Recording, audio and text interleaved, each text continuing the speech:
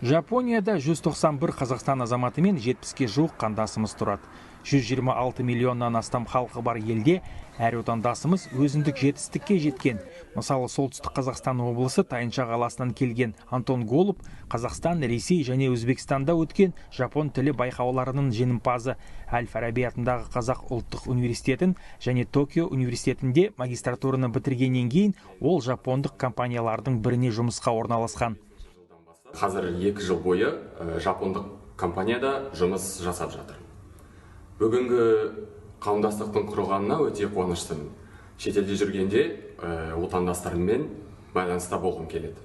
Ал мұны 200 қорғаныш костюмі мен 5000-нан астам бетперде салынған гуманитарлық көмекті Қазақстанға Әбдібек Қалибек жіберді. Қытайдың Шыңжаң ұйғыр автономиясының тумасы 19 жылдан бері Токиода тұрады. Мұнда ол сабақ береді, балалар хирургі болып жұмыс істейді, әрі туристік фирма басшысы. Енді Әбдібек Жапон Қазақстар қауымдастығын басқарамақ. Қазақстанның 30 жылдық тәуелсіздігіне байланысты Жапониядағы отандастар, қандастар барлығымыз бүгін бірігіп қауымдастық құрып отырмыз. Бұл қауымдастықтың құрудағы мақсатымыз жылына 4-5 рет жиналып, өзара қиыншылықтарымызды, өзара пікір, информация алмастырып,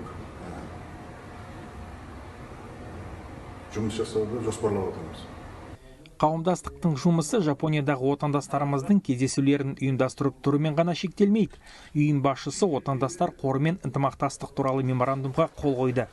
Шетелде тұрып жатқан қандастарымыз өз бизнестерін Қазақстанда жүргіземін деп, осы жақта көмек керек деп жатса, бізге хабарлассаңыздар, мысалы, осы жұмыс аясында бұны да іске асыруға болады. Немесе біздің осы отандық кәсіпкерлеріміз сіздермен бизнес жасаймыз десе, сіздермен де тіл табыстырып, ынтымақтастарымызды қолдауға дайынбыз. Отандастарымыз бен қандастарымыз қайда жүрсе де бірін-бірі іздеп, отанмен байланысты үзбейді. Олардың ұйымдасып бас қосып жатқаны елшіліктің толық қолдауын табады. Қауымдастықтың жұмысы Қазақстан мен Жапония арасында да мәдени байланыстардың нығаюына алып келеді деп сенемін. Владислав Цой, Ольга Лян, Хабар 24, Жапония.